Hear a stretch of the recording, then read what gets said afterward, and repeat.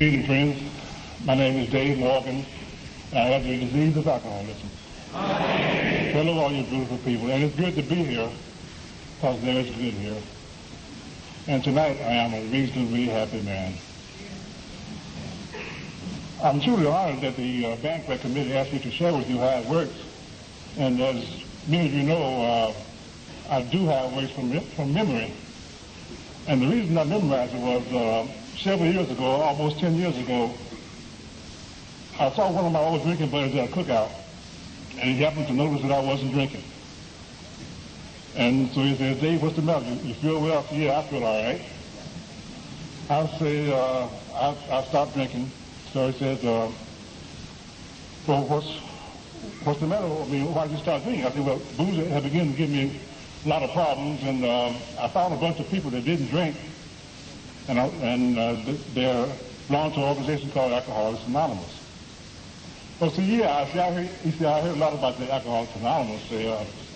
My wife's been trying to get me to join." But he says, "I can stop drinking anytime I get ready." I said, "Yeah, sure, I've heard that before." But he said, the AA, he said, "How does AA work?" Well, I didn't have a big book with me there to tell him how it worked. But it was right then that I decided that if anyone ever asked me again, "How does AA work?" that I'll be able to tell them. But rarely have we seen a person fail who has thoroughly followed our path. Those who do not recover are people who cannot or will not completely give themselves to this simple program. Usually men and women who are constitutionally incapable of being honest with themselves. Their authors and fortunes, they're not at fault. They seem to have been born that way. They are naturally incapable of grasping and developing a manner of living which demands rigorous honesty. Their chances are less than average. There are those, too, who suffer from grave emotional and mental disorders, but many of them do recover if they have the capacity to be honest. Our stories disclose in a general way what we used to be like, what happened, and what we're like now. If you have decided you want what we have, and are willing to go to any length to get it, then you're ready to take certain steps. Some of these we bought. We thought we could find an easy, softer way, but we could not. With all the answers at our command, we beg of you to be fearless and thorough from the very start. Some of us have tried to hold on to our old ideas, and the results was nil until we let go absolutely. Remember that we deal with alcohol, cunning, baffling, and powerful. Without help, it is too much for us. But there is one who has all power, that one is God. May you find him now. Past measures availed us nothing. We stood at a turning point. We asked his protection and care with complete abandonment. Here are the steps we took, which are suggested as a program of recovery. 1, we admitted we were powerless over alcohol, that our lives had become unmanageable. 2, came to believe that a power greater than ourselves could restore us to sanity. 3, made a decision to turn our will and our lives over to the care of God as we understood him. 4, made a searching and fearless moral inventory of ourselves. 5, admitted to God, to ourselves, and to another human being the exact nature of our wrongs. 6, were entirely ready to have God remove all these defects of character. 7, humbly asked him to remove our shortcomings.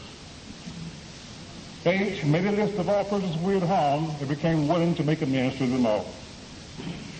9, made direct amends to such people wherever possible, except when to do so would injure them or others. 10, continued to take personal inventory, and when we were wrong, promptly admitted it.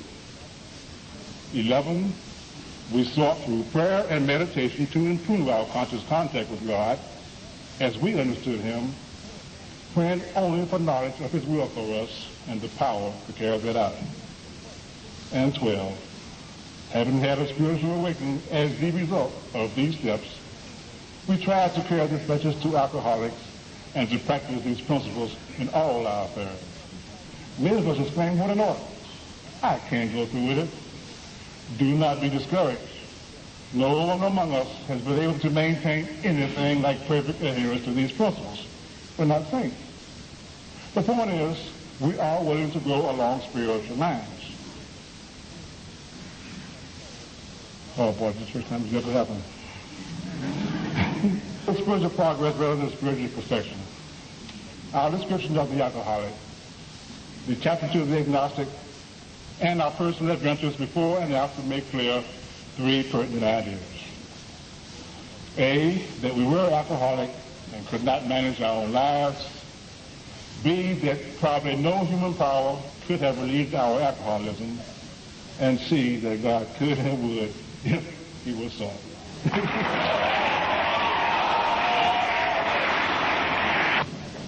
Through about every stage of my growth in the fellowship, I've always had a sponsor to sort of show me the way, and sort of guide me. It's really been very, very important to everything I've achieved or all the gifts I've received in this fellowship. And the next part of our program is to have the 12 traditions read, and I was going to ask my service sponsor, Chad, to read them. When I introduced myself to him, I asked him how he wanted to be introduced, and he simply said that he'd like to be introduced as Clancy from California.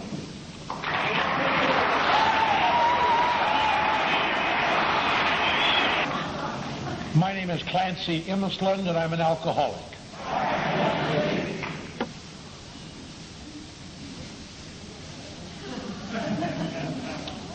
I know they think they can't hear me now. That'll make them feel better. Can you hear me over there? Well, I'm very glad to be here today. I'm glad to be at this intergroup banquet. I love Washington. This is outside of Los Angeles. It's the only other place I'd like to live. I think about that once in a while. I love to come here, and I've been coming here for a lot of years. I've tried to sneak into Washington from time to time. I'm in the East. Many times I'm kind of a history buff and a Civil War buff and other things, and I try to bring my children one by one with me to lash them into some patriotic fury before I take them back to California to be laid back for the rest of their life.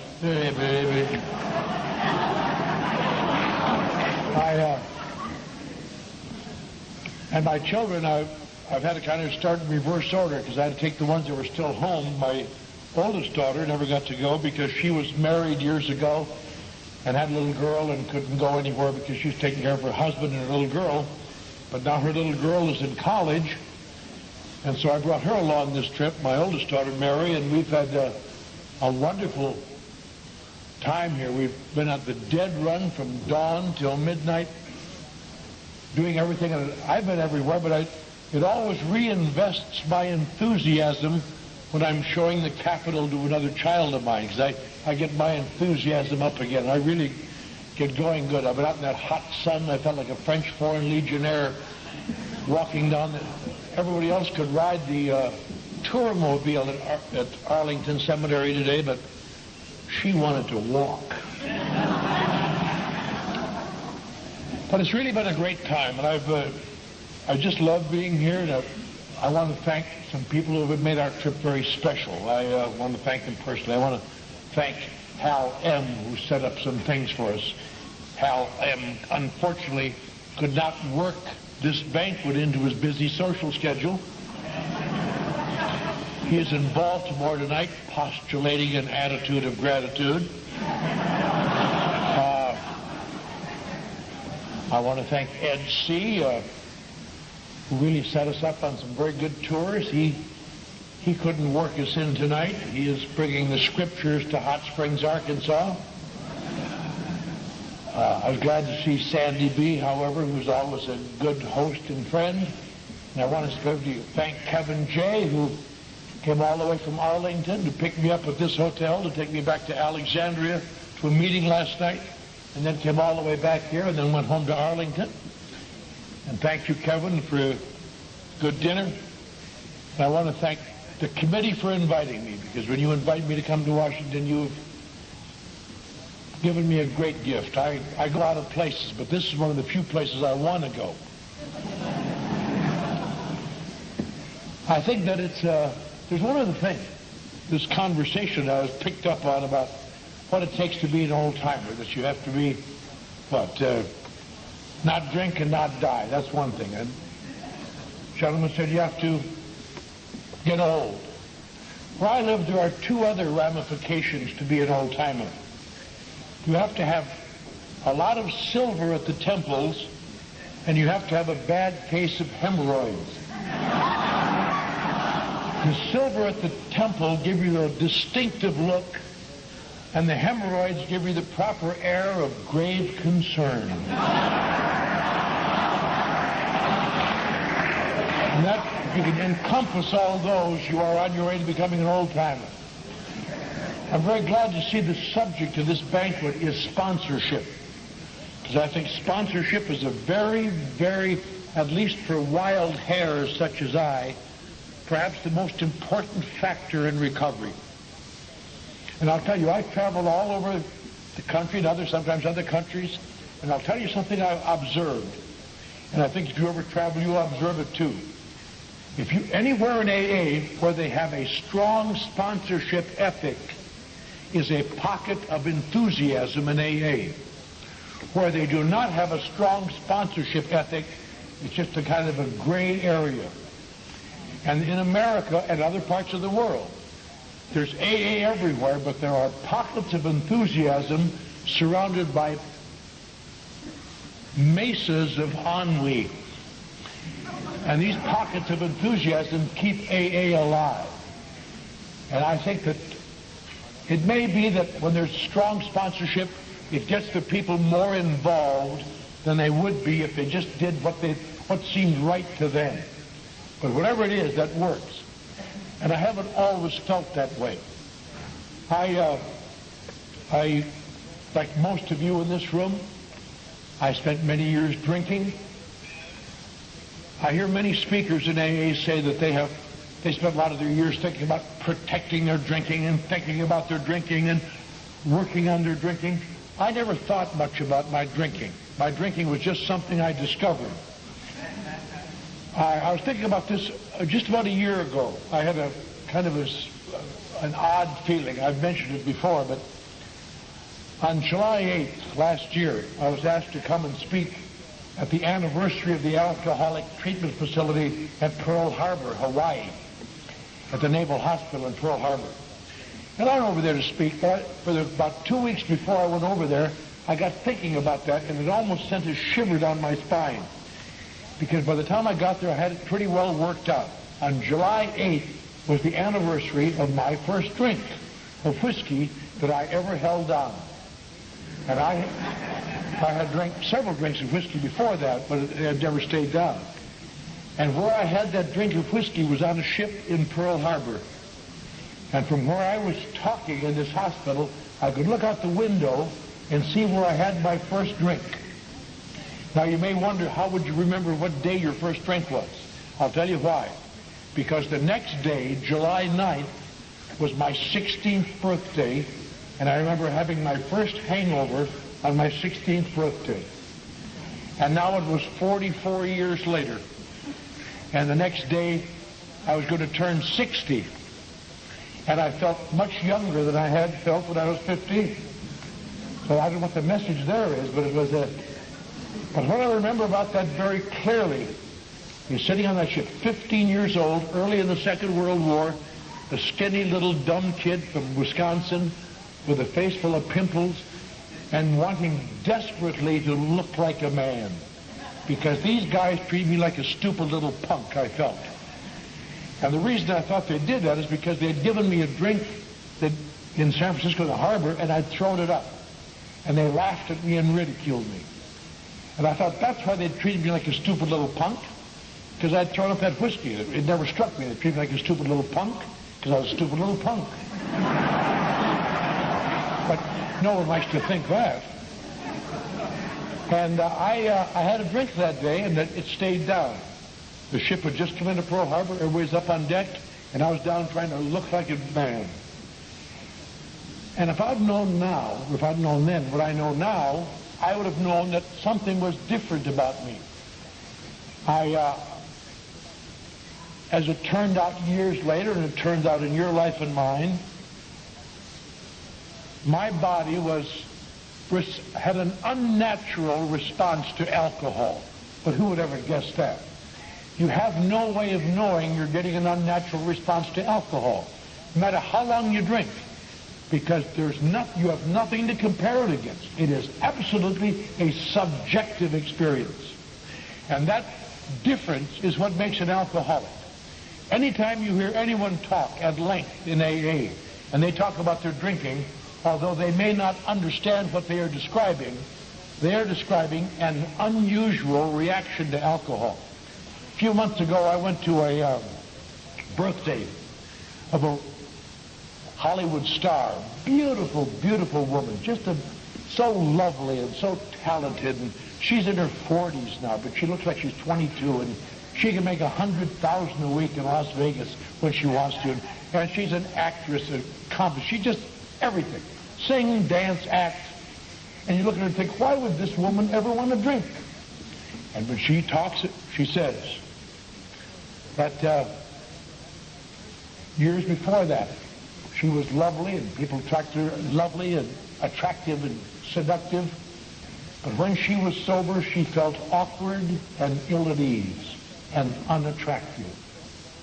And she discovered in her 20s that a few drinks made her feel the way people saw her. And she began to have to drink to carry it off. And one day the drinking got to her, as it always does. And she almost lost everything. And she came to AA, and now she's been sober 8 years, and she, much of the time, feels the way she used to drink to feel. I sponsor a big guy who used to play center for the San Francisco 49ers. Big lump. I'll tell you, it's not easy sponsoring a guy like that. Now, you go to meetings, unless, of course, you have something else to do. Don't you kid yourself. It's the old matador philosophy. Don't let them know they don't dominate you.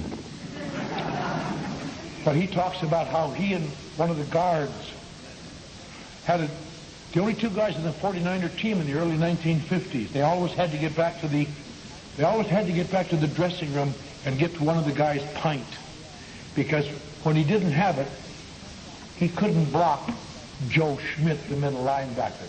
But once he got that booze in him, he could knock him on his can, and so could that left guard, and they just went like hell. And judging by the Redskins last night, you could have used it. Not judging. And when he was sober, he couldn't do it. And what you get eventually, everybody has this special reaction. But the trouble is, you don't know it's a special reaction, especially when it begins to do it when you're young. Because as you grow up in your teens, you just learn certain things. Some are good and some are bad, but they're part of life. You learn them. For example, you learn that your parents won't support you indefinitely. That's a piece of bad news.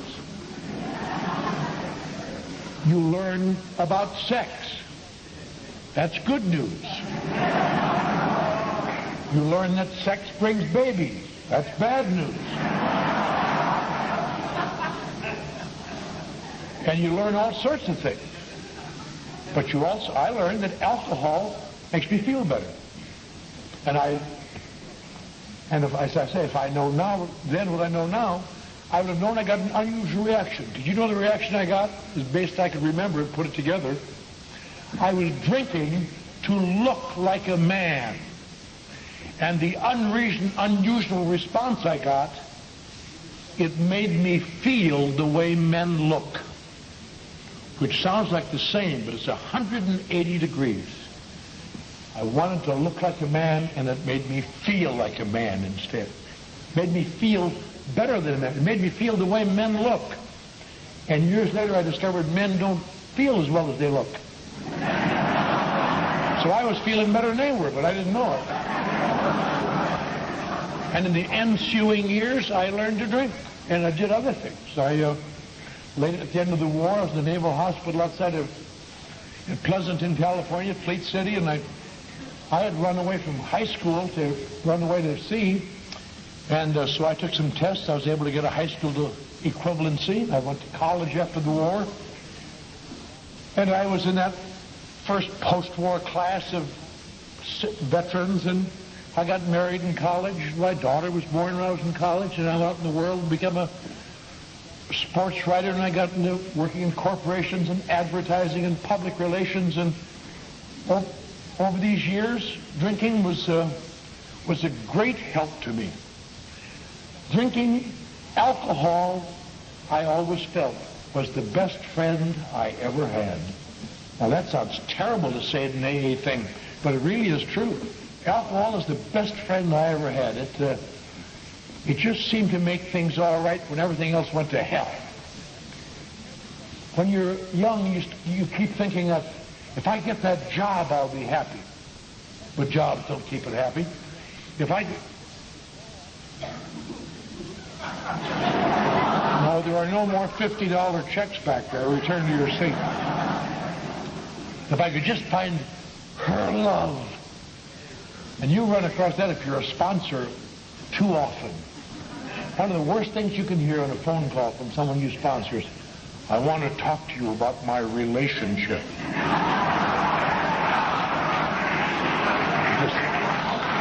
All you can do is put them on the aha machine.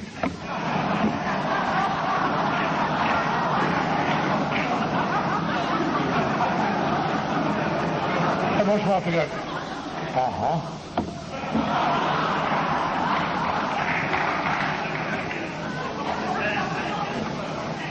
Thing after thing. If I get that house, if I get that job, if I get that... But I'll tell you something. You will discover, I think, as I have discovered, I'm sure you discovered too, there's a sadness about life. There's one, isn't a sadness, it's part of living in the world, but it's hard to remember. That if you have a basic, continuing, immature approach to life as I have, there's only one thing I ask of the world, of anything in the world. I want it to stay wonderful.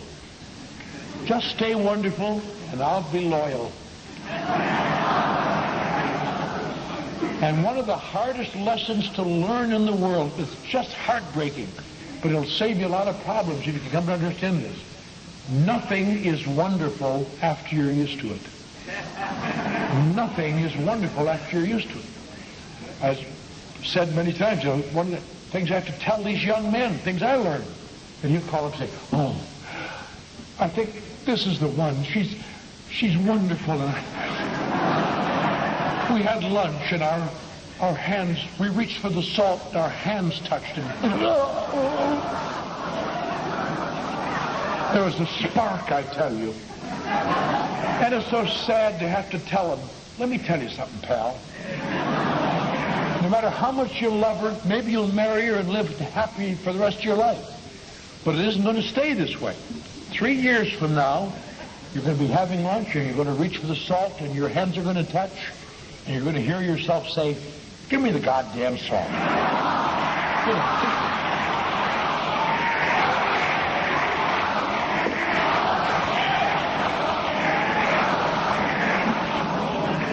Nothing bad, it's just nothing that's wonderful. And people like me, if it doesn't stay wonderful, I think it's gone bad.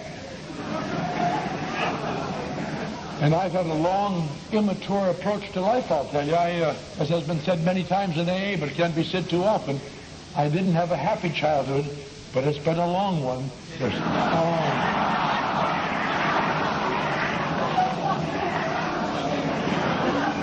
And the one thing alcohol did for me, it made things wonderful.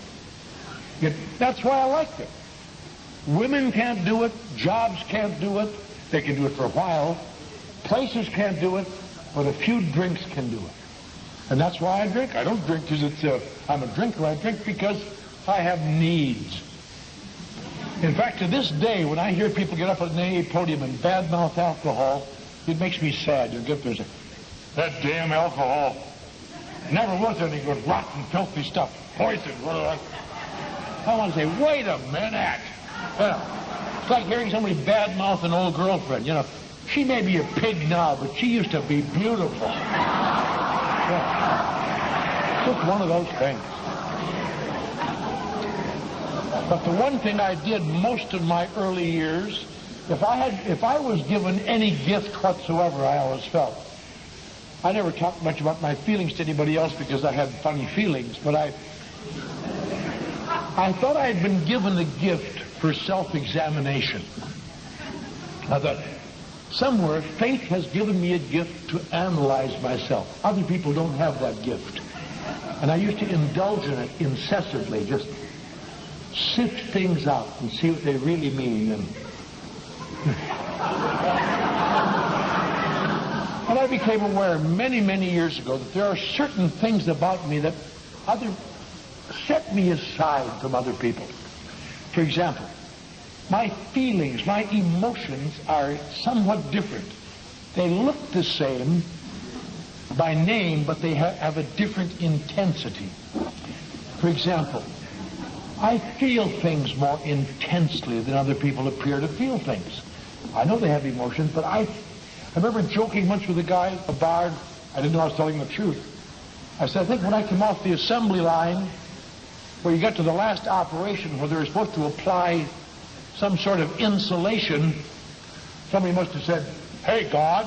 I said, "Yeah?"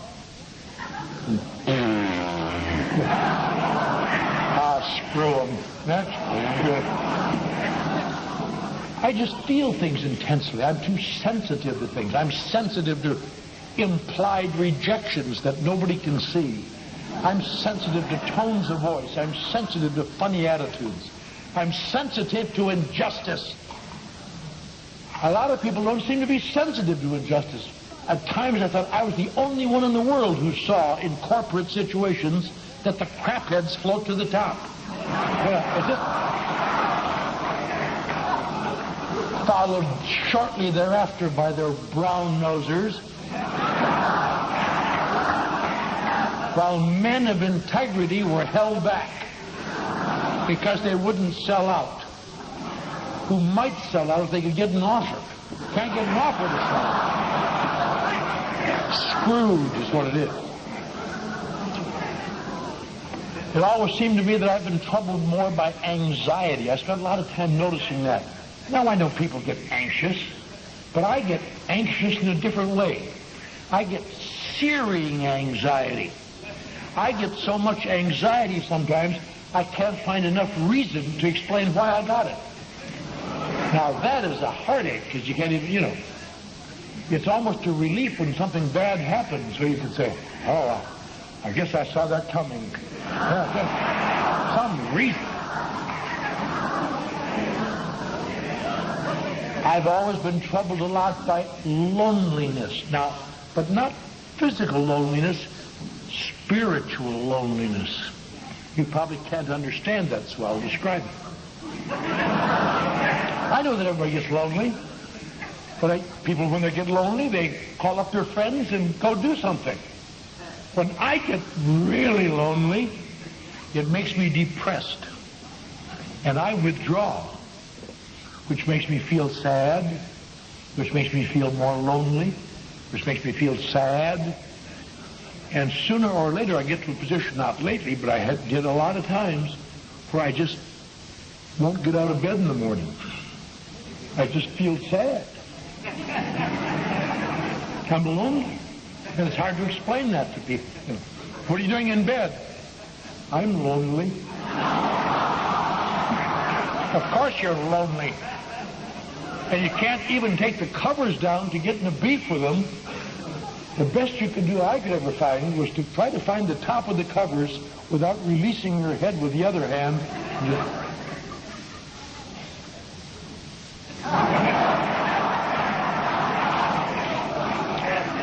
Now, other people aren't like that.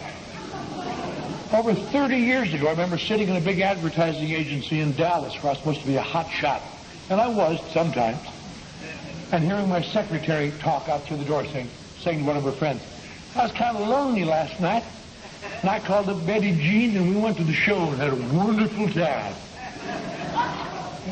And I remember sitting looking at the door, through the door. I didn't say anything, but I was looking at her. I remember just thinking, I wish I were simple like you bitch.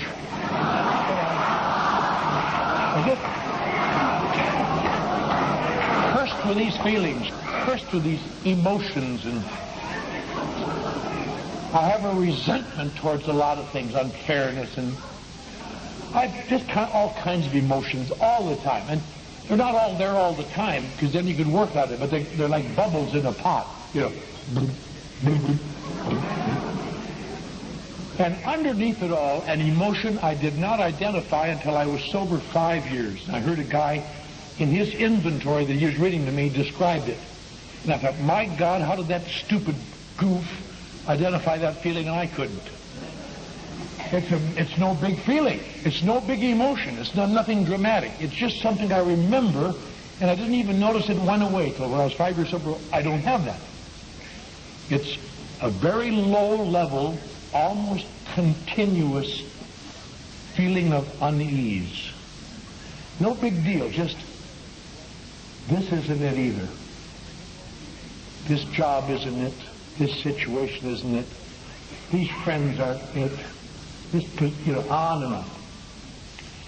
And I didn't like these emotions, and that's why many years ago I wanted to do something about them. I got into psychoanalysis. A lot of people say you shouldn't go into psychoanalysis. I loved it. I made breakthroughs that would send shivers down your spine. I discovered things I never knew. I discovered that I'd been religiously repressed as a child. Can you imagine how I felt finding that out? Just heartsick. I was raised in the Norwegian Lutheran Church. Most of you have never heard of that. In fact, in AA today, it's like everywhere you go, all you hear is the whining about religion from Catholics. There's just Catholics everywhere. They all whine about how mean the nuns were to them when they were little. We got 5 nuns in our group in Los Angeles. They get up and whine about how mean the nuns were to them. You know, it's just endless. Talking about Irish and Catholics, I also want to thank Hugh B. I don't know if he's here, but he really set up a great tour for us. Thank you, Hugh. And but you get the feeling if you've been a strict religion, you've been a Catholic. That's baloney. If you were a Norwegian Lutheran in Eau Claire, Wisconsin, and you couldn't make it, and you had to find an easier, softer way, you became a Catholic. That was for quitters who just had to play bingo and drink. There's an old saying, I don't know if it's true or not, but it sounds true. If you're a Norwegian Lutheran, even if you're married for 30 years, you would never make love standing up. Just on the fear that some passerby would think you were dancing.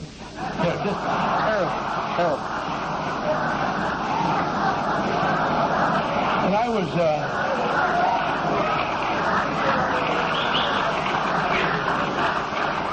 was raised in this religiously repressive attitude. It left deep psychological scars, I discovered. It made me feel very sad. I discovered that I'd been deprived as a child. I didn't know that I was raised during the Depression and I had nothing. Didn't even know there'd been a depression until I got into psychoanalysis. But when I found it out, I went into a pretty deep depression, I'll tell you. Remember one day the doctor saying to me, said, "You mean to say, Mr. Mifflin, at this time in 1935, you didn't even have a bicycle?" I said, "No." But I got thinking about it on the way home.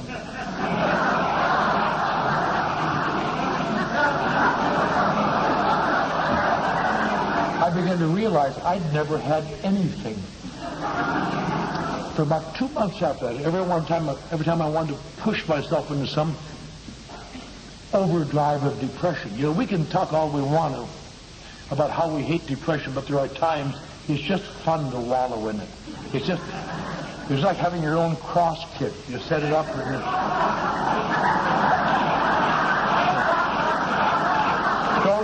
don't forgive them, Father. They know what they do.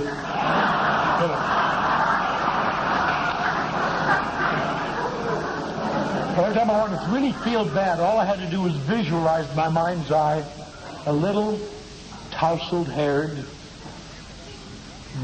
rosy-cheeked, blue-eyed little tyke standing bravely on the streets of Eau Claire, Wisconsin, watching his little friends ride their bicycles to and fro.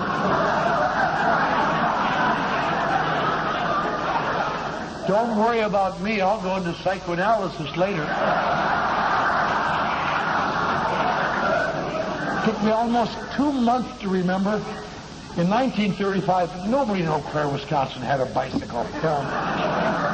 One kid did. We beat him up and broke his bicycle. He was a freak is what he was.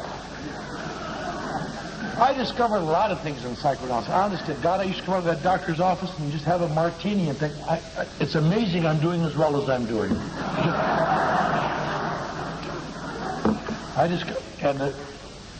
Later on, in another, when I was even more sophisticated, I got into metaphysics. I was on the faculty of the University of Texas briefly, and I was going crazy by that time, so I had a quantum head start in metaphysics. And at one time, I don't like to gloat. I don't like to come from other areas and gloat to you. But at one time, to the best of my knowledge, I was one of 6 people in the state of Texas who knew truth. And shortly thereafter, in their envy and jealousy, they put me in the state insane asylum. They couldn't bear that someone would know truth. I did a lot of things because I operated under the theory that I'm sure many people in this room have always operated under.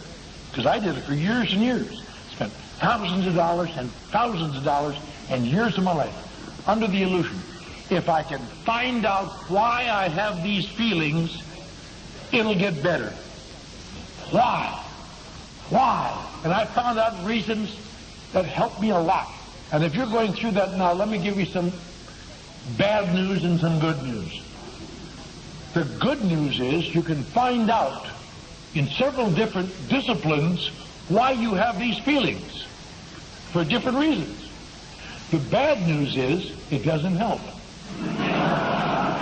It helps for a little while. There's a certain elation.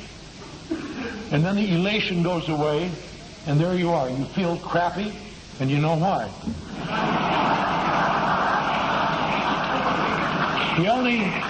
The only possible use for this data is late at night in a bar where some guy will say, "Hey, what the hell's wrong with you?" And then you can tell him. But it turns out they don't want to hear it. I like to read things I don't thoroughly understand. I've always been a leading pseudo-intellectual. I love reading Nietzsche. I just love Nietzsche because I had become a sinner and was going to hell if the Lutheran Church was right. And Nietzsche pointed out that God is dead. I was glad to read that, I'll tell you. That guy knows what he's talking about, I'll tell you. And he wrote about that in every generation there are isolated people called Übermensch who are born, superior people, but they don't know they're superior. And the throngs don't know they're superior. They just realize they're different, and they tear them down and destroy them, which at least helped me understand what was happening to me. The other thing I don't like about Nietzsche is that you read too far to discover he died in the insane asylum. But then that worried me until I discovered he wasn't really insane. He just had terminal syphilis. He wasn't crazy. He just liked a good time. Yeah. But this God is dead thing, that means a great deal when you're a fallen away Lutheran. In fact, there's a very famous plaque in the Theological Seminary in Chicago that quotes him. It says, "God is dead." Signed, Friedrich Wilhelm Nietzsche, 1884. And beneath it says, "Nietzsche is dead." Signed, God, 1906.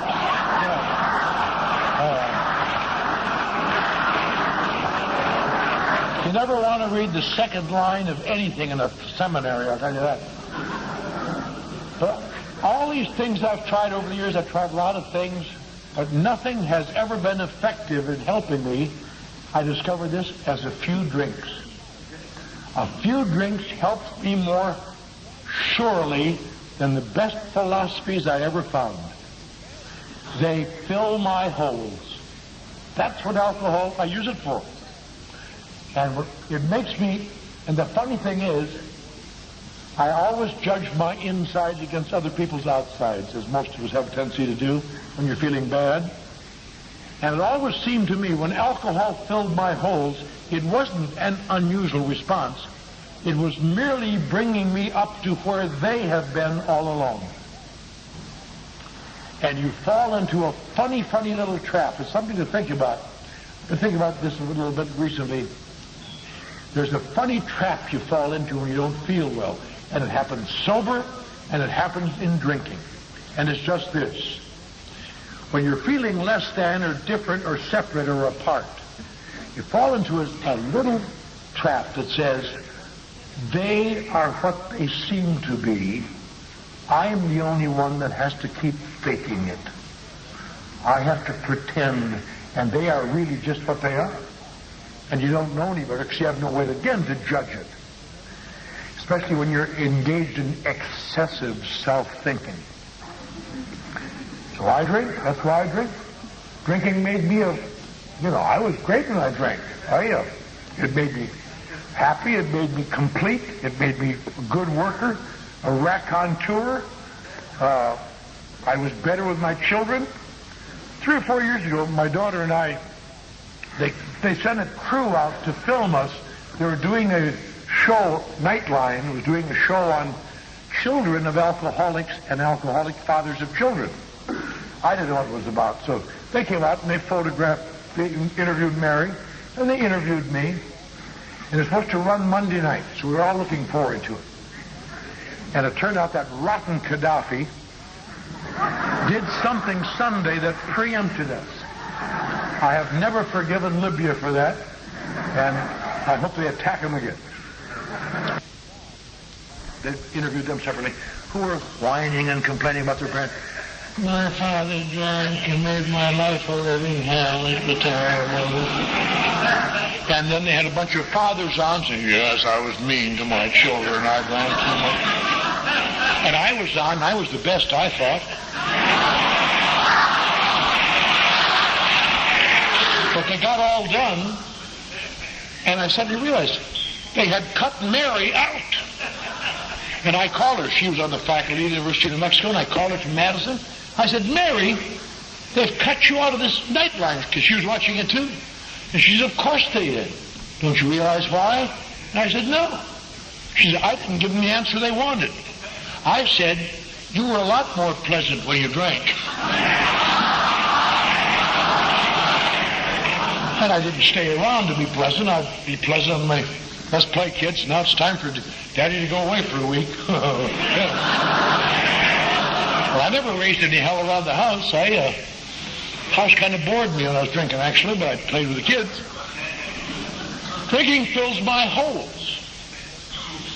And unfortunately, the only problem I've ever had with it, I have an unfortunate tendency to overfill my holes from time to time. And there's nothing wrong with that except that I seem to have no runoff mechanism. It goes right to the electrical works. And new things take place that I didn't expect. And I have at times become what judges and police have described as bizarre. Now, there's nothing wrong with being bizarre when you're a kid. That's kind of fun, like, boy, did we have fun after the prom last night. I went over and peed in the hotel lobby. But as you get older, being bizarre gets to be a career handicap, I'll tell you. Especially when you have a bunch of little kids and a nagging wife, and it was just terrible. I was sent to my first AA meeting in 1949. That's a long time ago. AA was only 14 years old at that time, but it seemed to me they'd been there forever, because I walked into this room, bunch of old, burned-out pukes in their 40s, and it looked like I was in God's waiting room. Just waiting for some voice to say next. And somebody said that I was the youngest guy by 15 or 20 years in the whole state. AA was for older people who would learn how to drink. And I identified with either, because these old fools would say things like, friends, I drank around the clock many years, and one day I walked through that door, and I just feel wonderful. I want to shout, why don't you tell your face?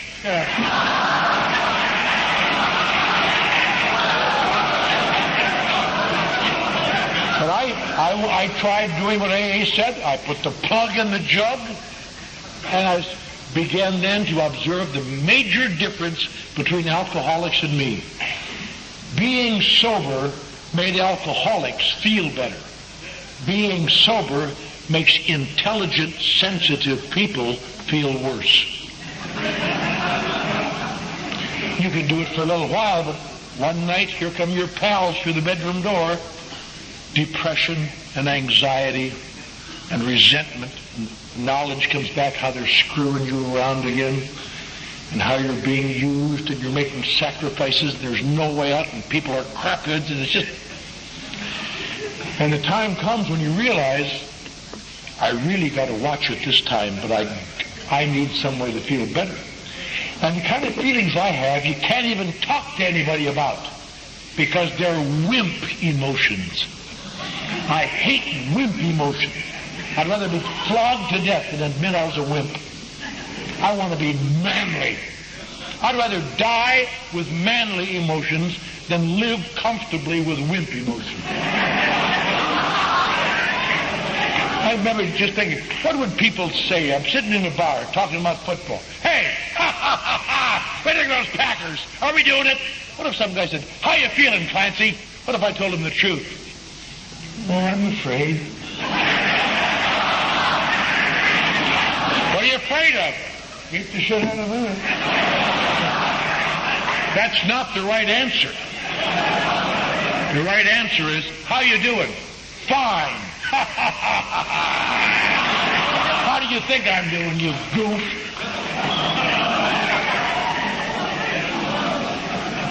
Because when you're different, you can't let people know how different you are. And that's what another thing drinking does for me. Drinking fills those holes. And so I began to realize I must do something about these feelings. So I went into psychoanalysis, and I read books, and I went into metaphysics, and I did all sorts of things. And sometimes, like an old Frank Sinatra song, when I just had to make it through the night, I had a few drinks. And sometimes I drank too much. But alcohol was the ace in the hole. I didn't realize that I had already exhibited the number one attribute of alcoholism. And I went to AA intermittently because judges sent me to AA. But it was better in those years because, you could come home and to your wife and say, well, I've decided to go back to A&A. Say, oh, that's wonderful. They want me to taper off. And there wasn't any Al-Anon then to screw it up for everybody. Well, since they introduced Al-Anon, there's never been a moment's rest for any slipper anywhere. We have the same steps you do. Just give me that crap.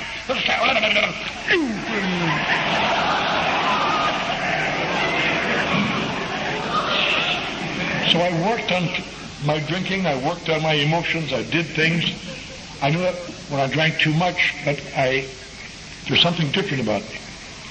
Eventually, things went bad. I went to hospitals, and I went to jails, and I went to insane asylums, and after many years, my wife gave up. She was an everlastingly patient woman who kept bearing me children, but she finally left and took the children. I woke up one morning, my career gone. I was on the floor of the Phoenix, Arizona drunk tank, 1,000 miles from where I was working, or had been working, and a trustee had cursing me because I vomited on his bunk, he said, when I brought in, and he just got done kicking all my front teeth out.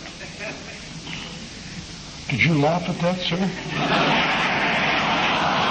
This is one of the sadder stories I've ever heard.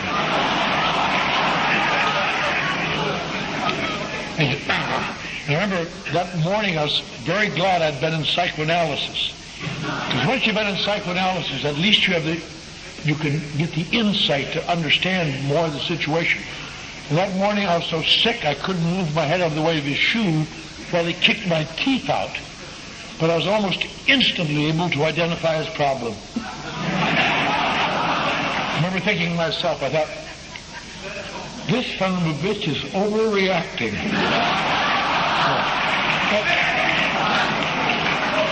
Gives you a feeling of superiority. And a month or two later, I found myself being thrown out of a Skid Row mission in Los Angeles and saying, and stay out. And I tried to explain to this guy, hey, I'm not a bum. Not really. Listen, I directed a grand opera at the University of Texas.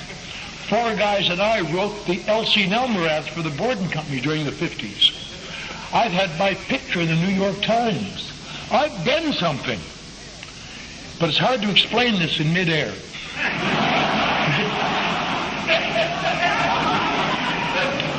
I thought about that later. I had an old T-shirt. I'd lost my clothes somewhere. I had an old T-shirt, old pair of pants, old tennies, my teeth kicked out. I could not think of a person who would accept a collect phone call from me, including my parents, who had written me off. There must have been a credibility gap when I was explaining what I was to this guy. I stood there on Skid Row dying, and I was 31. My life was over, and everything was gone. And if a guy would have come along and put a lie detector in my arm and said, are you an alcoholic? I said, not really. And that needle wouldn't have quivered a 16th of an inch, because there's one major difference between alcoholics and me. Alcoholics are people whose problem is alcohol. And then they have other problems. I have major problems, and another problem is alcohol.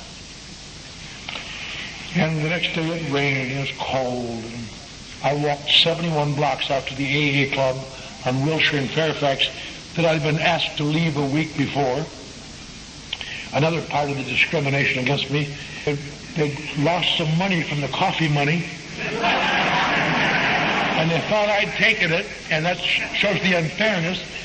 They never caught the guy that got most of it. Just a little guy always pays the tab. And the guy didn't want to let me in. I said, let me in, I'm buying. He said, okay, come in. You make me sick. I thought, God bless you. I said, God bless you, Tom. But I thought, someday I'm going to rip off your fingernails. You got it. And while you scream, I'll tap dance. But I thought, I got to tell you what it harkened back to. It harkened back to me. I was committed in 1956 to spend an indefinite period up to the rest of my life in the Texas State Insane Asylum. Nothing on my commitment paper said anything about alcohol. I wasn't in there for alcohol.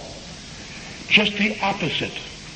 I had gone on the wagon too long because I was trying to help my wife who was pregnant again. And the feelings came back. I was working days at an advertising agency. At night I was directing this grand opera, staging it. I was writing a weekly sports column for the newspaper. I had a bunch of kids running around. I was one of them there. Heartache, my wife pregnant. Just heat, no relief. Can't drink. And one day, my wife took the kids to church, and I just pulled the car in the garage. I didn't dare drink, and I couldn't stand how I was feeling. I pulled the car in the garage, shut the door, hooked up a hose, turned on the motor, and went to sleep and died. And somebody found me in there dead and took me out because I was dead very long.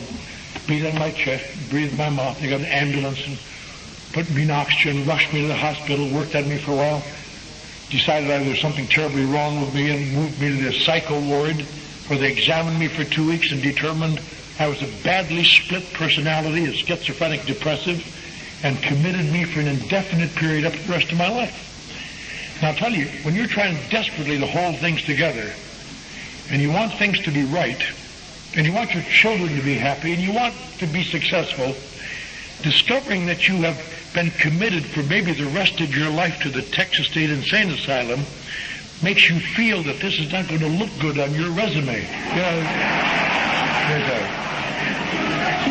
It's a big hole to fill, actually. And what I decided to do, I ran away once. They brought me back, gave me a lot of electric shock treatments for that. The next year, I might never got out. They put in an alcoholic ward. First one in the state of Texas. And I'd been going to AA off and on for 7 years. So I knew how to act like an alcoholic. I played their sick little game. I wanted sobriety and God on an all-time basis. And finally beat that stinking place. I remember thinking, going back, ever since that, I thought every once in a while I think about going back to that hospital, find that psychiatrist who diagnosed me, see if he's still there. He's probably very old now. I can move him around pretty well. And say, you old quack! What a terrible diagnosis! You called me a split personality. You idiot! If I could have gotten my personalities down to 2, I would have made it. Well, my problem has always been there's a committee that forms at the drop of a hat in my head. What do you think we're going to do now? Let's get the hell out of here. Can't do that right now, do you? I hear people say things like, maybe I need group therapy as well as AA. I've never needed group therapy. I just go for a ride alone in my car. Yes. That's true.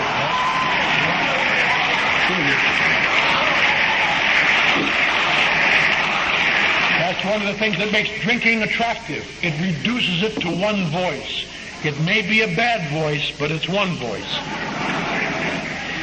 And I thought, I'll pretend I went to this AA club. I realized I was dying, but I thought, I'll pretend to be an alcoholic.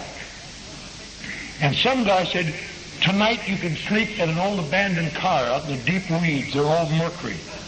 I said, sure I will. I thought, isn't this kind of romantic, really? I was in that stinking car for the next 7 months. And I hung around that club, and I couldn't go anywhere. I looked terrible. Sat meetings, ate a lot of cake and cookies, went to meetings day and night because there's nothing else to do. Sometimes people would buy me something, or lunch or a meal, tried to write to people, nobody ever answered. Got a job. But the one thing that really seemed at the time to be the worst decision I ever made, people kept nagging me, get a sponsor, got to get a sponsor, get a sponsor. And they always say that name. They ruin everything. And there was this guy who was a character actor in the movies. I recognized his face, and he seemed to be well-liked. And I thought, will you be my sponsor? He said, sure, kid. Will you do everything I tell you? I said, sure, Bob. And it turned out that beneath his pleasant veneer was a power-drunk, sick, autocratic, Tsar-like tyranny that you couldn't believe. You know, you're supposed to be able to say to a guy, let's talk this out, Bob, what you told me to do. I'm not going to talk it out. Do it. But Bob, in my judgment, I don't think that's what I should be doing. So your judgment, you live in an abandoned car, for Christ's sake. Yeah.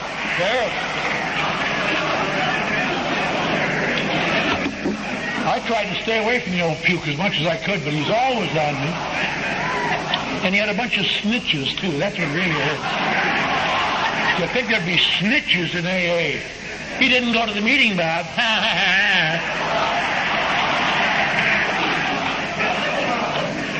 I remember I was about a month sober. I was feeling terrible. I said, Bob, you know, I know I'm down and out, and this is all kind of temporary, but I used to be something, Bob. I'm not a bum like these people. I'm a sensitive, intelligent guy. Bob, I'm living in an abandoned car, and I'm hungry much of the time, and I'm cold at night.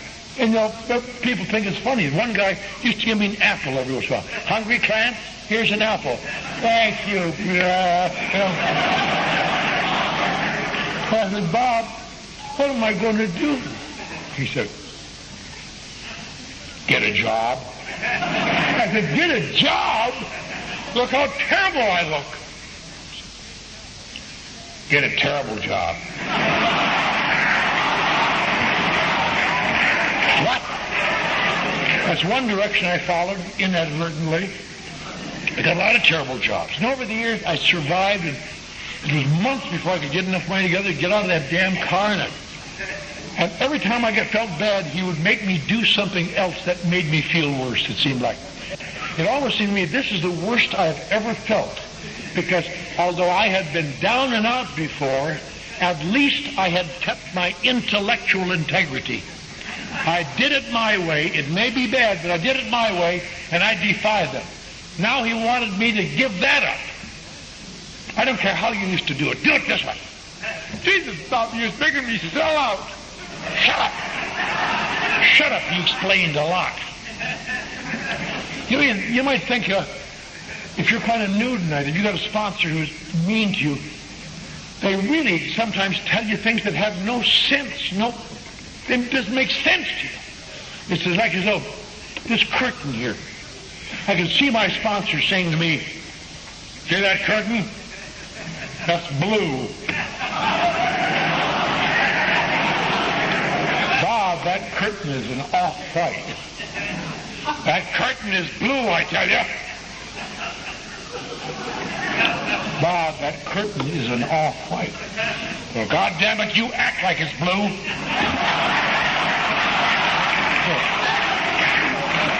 Now, we never talked over the color of curtains, but we did other things that were equally ridiculous. He gave me his coloring on emotional perceptions, such as, I don't care what you say. You go over and apologize to that woman. Jesus, Bob. She called me a bitch. She told her babies to stay away from me. Bob, it's terrible. I don't care. Apologize to her.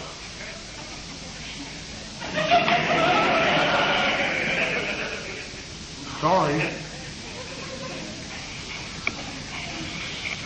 Bitch. I don't care how it looks to you. Don't quit that job till you got a different job. But Bob, they're using me. I don't care. Go to work. I don't care how it looks to you. Don't leave that meeting. But Bob, they never call on me. It's just a goddamn clique is all they do. They sit around there and have their friends. I don't care. They're right. You're nothing. Go to the meeting. I have lain awake at night in my early months thinking of ways to kill that old fool. And I think the thing that hurt me the most was that he had the ability to intimidate me. And I hate that because when I'm intimidated, it becomes apparent that I'm really a wimp. If I can pretend I'm not. And I used to think when he comes to the meeting tonight and said, hi, Clancy, I'm going to say, what do you want, Bob? And he'd come up behind me and say, hi, Clancy. I go, I hated myself for that. And one day I lost my job as a dishwasher in a restaurant. I was going to commit suicide. And he intercepted me and got me to write an inventory instead. And I really wondered, did I do the right thing? You know, I might have been better off. I made amends that, just terrible. It was the worst year of my life. By a coincidence, however, I stayed sober and felt better, but no thanks to him or any of that crap he's having me do. By the time I was a year sober, I finally held a job wrapping packages in the back of an advertising agency, the kind of job I'd had when I was 14. That's what you call the AA rocket to stardom. And to those of you who are here tonight who've got a month of sobriety, how did you do it? By the time I was 2 years sober, I had a little job as a writer, and by the time I was 5 years sober, I was a director of publications for a big medical corporation, and I got into radio and television and became somewhat successful. Remember, when I was about 2 years sober, I said to Bob, Bob, I got some money set aside. I'm going to get some front teeth at last. He says, send that money to your kids in Dallas. I said, what? They got front teeth, for Christ's sake. I'm supposed to be an executive. He said, I don't care. You've been a rotten father. Send them whatever money you got. And I learned I learned to carry my lip like this. A lot of people didn't know I didn't have front teeth. I just thought I'd been burned in a fire. And as things got better, my family moved out. Finally, after I was sober 5 years, we had another child, and on and went. And now I live in a home out by the ocean. My kids are all grown up. I have a granddaughter in college. I've become a kindly, avuncular figure to one and all. Hello there.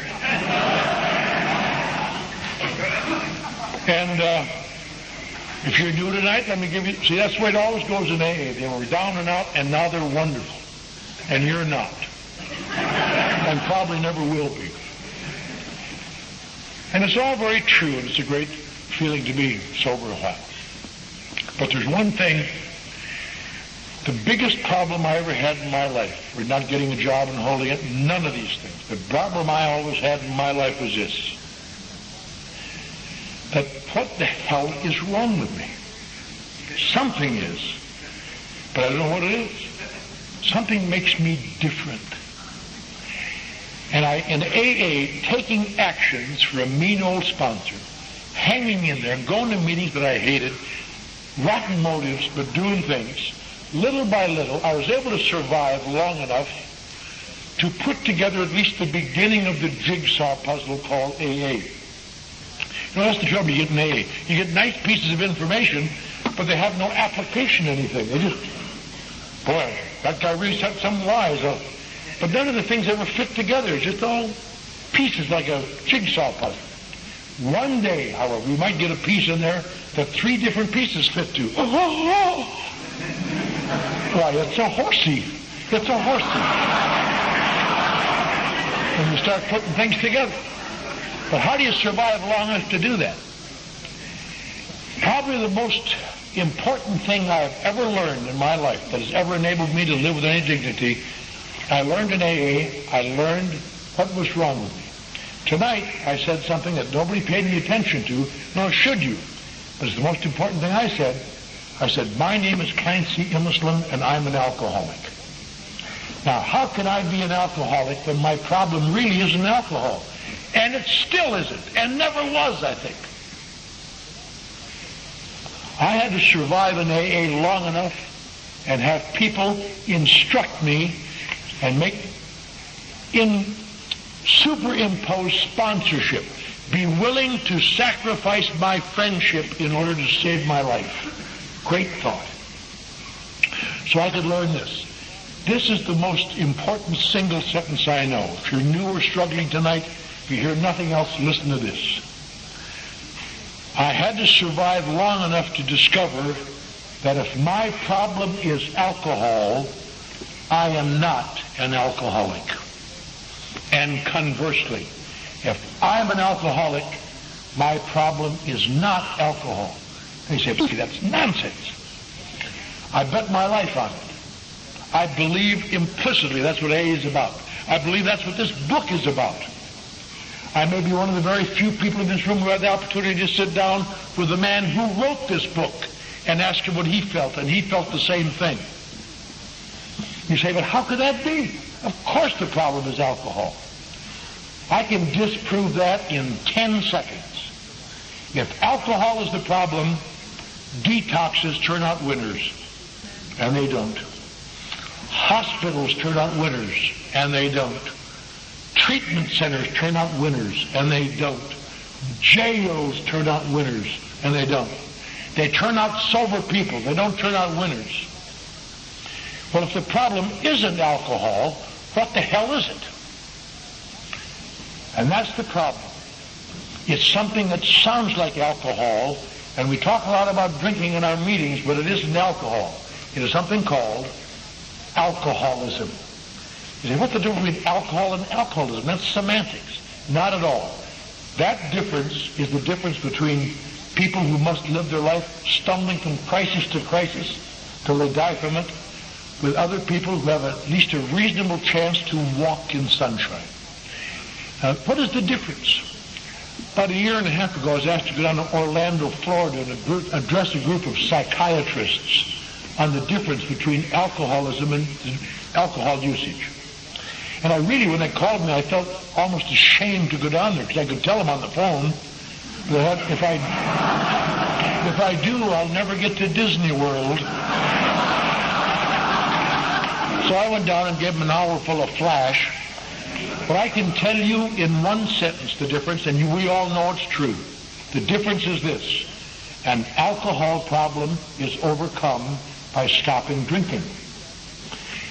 In this strange, destructive, denigrating disease of alcoholism, you will come to discover sooner or later that stopping drinking per se has no significant effect on your life other than to gradually make it so painful you can't stand it. Not funny. The curse of alcoholism, the thing that makes alcoholism deadly is that sobriety is unbearable. If the drinking were the unbearable part, we'd all be home free, folks.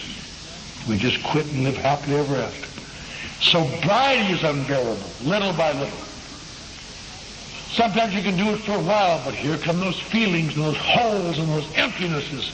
Scientists who study alcoholics say that alcoholics sometimes can get to a point where they literally must drink to preserve their sanity. That's how bad it can get. But even that doesn't make you an alcoholic. Feeling like that just makes you what science calls an intense or severe neurotic. You live in reality, but you react badly, emotionally, obsessively. That doesn't make it. Something else must be present. You must be one of the 6 or 7% of people who drink who get an unusual reaction from alcohol and not even know it. And what is this unusual reaction? That it makes you stay drunk all the time? No. The human body can stay intoxicated 14 straight days and nights in a laboratory. So when people tell you they've been so drunk around the clock for 10 years, they're just rounding it off. That isn't how you measure. One of the rottenest parts about being a drunk is that you keep sobering up again and again. If you could stay drunk, we'd have very small banquets around here, I think I should. You'd have a different speaker tonight. Is it that you can't handle alcohol? False. It almost goes without saying, alcoholics handle alcohol better than social drinkers. If you've ever been to a party where everybody drank the same, I'd almost bet you would drive the social drinkers home. But the trouble is you can't get them to drink the same.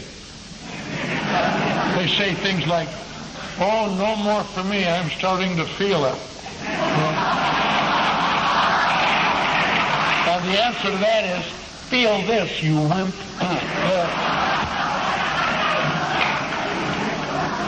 We were talking about this last night at dinner. You know, it's kind of a funny thing. I don't have it here, but in California, at Christmas time, they have roadblocks to stop everybody in various streets to see who's drunk. They're not trying to capture people like you and me. They're trying to capture social drinkers who are really terrible when they get drunk. New Year's Eve is the worst night of the year to be out because it's full of drunken social drinkers. You know. They're just hideous. Anybody in this room has at least 15 seconds to know when you're going to vomit. You just recognize it.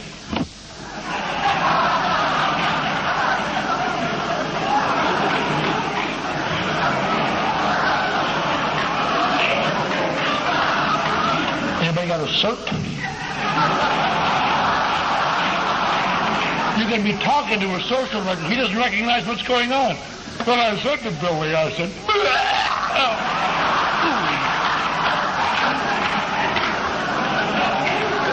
and these roadblocks, they're funny. They're trying to catch social drinkers who are out there drunk, hitting trees and bumping. While decent citizens like you and I sit behind him and say, "Hurry up there."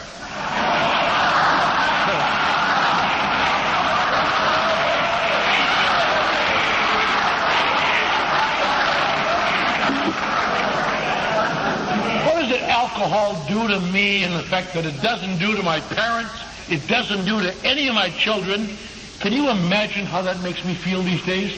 I go to conventions around the country, I hear speakers say, "Well, As you probably know, my son Freddie has got 4 years, and Barbara Jean has got 6 months, and Alan is in treatment. We're a big AA family, and well, and I go home and see those natural kids of mine, those streets. I just want to say, what's wrong with you? When I was your age, I was in the insane asylum. Young kid. But what does alcohol do to me? It does do to them nothing. In fact, I could drink them all under the table if I were willing to die as a result. But I could drink them all under the table. It turns out the thing I talked about earlier, it's what it does for you. Something I never knew. What does alcohol do for me? It doesn't do for my family and doesn't do for 93% of people who drink. It almost instantly alters my perception of reality. It almost instantly changes my relationship to my environment. It almost instantly makes me taller and more self-contained, and them smaller and less threatening to me. It almost instantly fills my hole. And I never had a way of knowing if it does that for you, something very unusual is happening, and it's going to cause you to die, most likely. Now today, where I'm through a series of things I've changed in my life, today I see alcoholics die almost every day. And I mean literally die. I don't mean figuratively. I mean when I say put a blanket on this man and get him out of here. And I see alcoholics go insane. And the one thing they all have in common, as they die, they explain to me why they're not really alcoholics, why their case is different, or why nothing can be done about them. The curse of all of us. Alcohol has to do something for me, and if it does that for me, it turns out the absence of alcohol is untenable. And there's a name for that condition, and it's called alcoholism. And it's not measured by anything dramatic. It's measured by you drink till you have to stay sober, till your drinking begins to do something to you. And then you stay sober till you have to drink. And then you drink till you have to stay sober. And then you stay sober till you have to drink. And as you lay dying, you can prove on the stack of Bibles, but I wasn't really an alcoholic. My case is different. And it kills people like you and me, and it'll kill a number of people in this room tonight, because it happens when people are sober, they drift back into it. And the reason that's important to know is so that you do not lull yourself into thinking that the purpose of Alcoholics Anonymous is to make you sober. Jails make you sober. Hospitals make you sober. Alcoholics Anonymous is not to make you sober.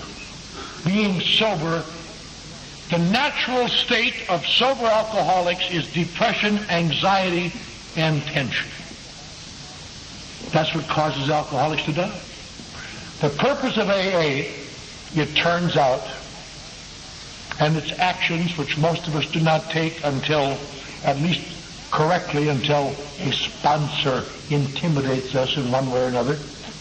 The purpose of AA is not to make you wonderful. Sometimes you get the feeling it's to make you holy. If you could just come to God, you'll be all right. False. I've been flown across the country 3 times to talk to a big home where they send alcoholic clergymen who come in weeping because they love God and can't stay sober, and alcoholic laymen teach them 12 steps that enable them to go back and preach sober. Well, if you could just maybe get your life straightened out with a psychiatrist. I see a psychiatrist once a week. A lot of people say, why do you do that if AA works so well? Because I've told him, if he doesn't get to the Wednesday night meeting, I won't be a sponsor. I better see that cute. He gets $100 an hour all day for helping people, and I got to help him at night for nothing. There's something wrong with this, but I can't make it out. If you really understand it, not at all. It turns out the actions of Alcoholics Anonymous, your motives are meaningless in the last analysis. My life was saved because I took actions I didn't understand, because I had some rough identification with the guy who was making me do it. You may wonder today, because there's a thing going around a lot, why do you have to be an alcoholic to be an AA? Isn't it all one disease? gambling and narcotics and overeating and drinking. It may be one disease, but that is not what AA is about. Do you know why? You can be an alcoholic and be a narcotic addict. You can be an alcoholic and an overeater, alcoholic in anything. But it turns out you have to be an alcoholic here.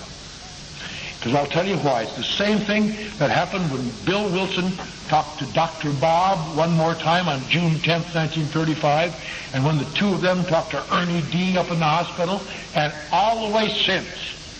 The function of AA, and the bottom line, apart from all the dinners and banquets and meetings and conventions and hullabaloo, what Alcoholics Anonymous is, one alcoholic talking to another alcoholic to help him reduce his feelings of difference enough so that he will take actions he does not yet believe in.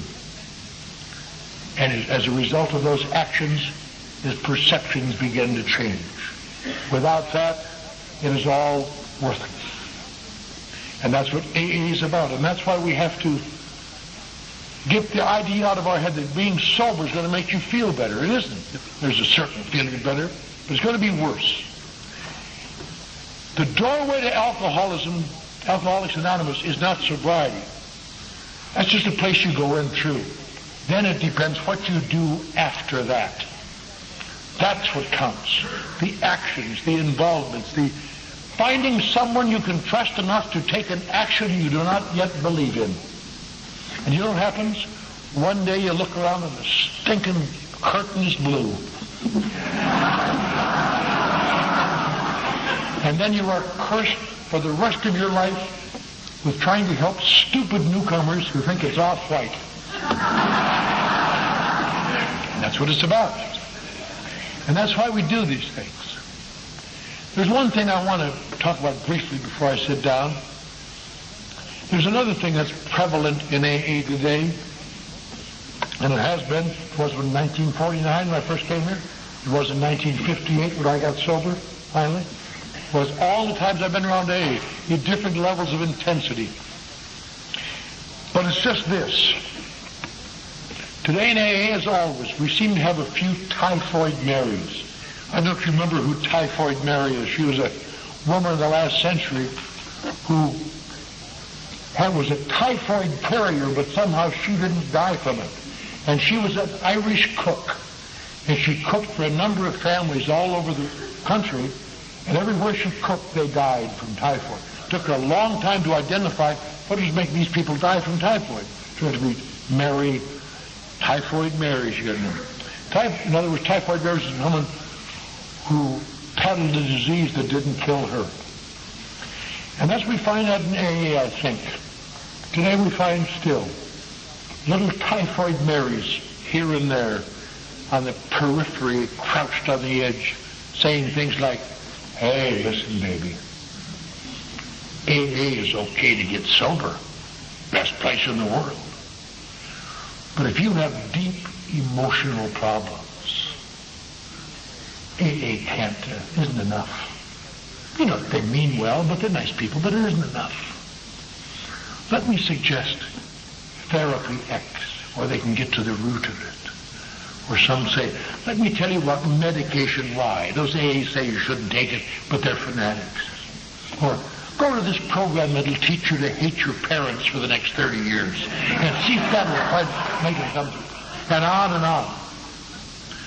But if you have deep emotional problems, you need something more. Let me say this. I have been in jail 34 times, which is not a record, but it's good for an executive. I have been in city hospitals. I have been in a city hospital once, in a little town called Lloyd, Wisconsin, where I was chained down. And they brought in her mother. She had her baby and went home again, and I was still chained down. I always thought she induced labor to humiliate me. I have been in veterans' hospitals, locked up. I have been committed to spend the rest of my life in the Texas State Insane Asylum as a hopeless psychopath. I think I can speak on behalf of those with deep emotional problems.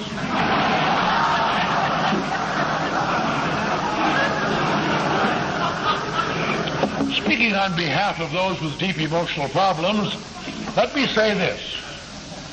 I can tell you that despite what anyone tells you, Alcoholics Anonymous, as it is, its fellowship, its sponsorship, hopefully slightly intimidating sponsorship, because you do more for an intimidating sponsor than you do for a chum, its commitments, its meetings, its trying to do things to help others even when we don't feel like it, it's doing what you said you would do, of suiting up and showing up in your life, whether it's job or home or AA, of gradually taking these actions and finally taking steps over a period of time at a depth that alters your life.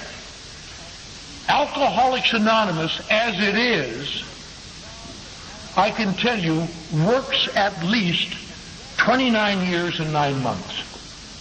It may not work any longer than that, but I know from personal experience it works 29 years and 9 months. And it makes you feel better than those who say it doesn't work. So if you're new tonight or weak and heavy laden or what the hell situation you're in, let me tell you something.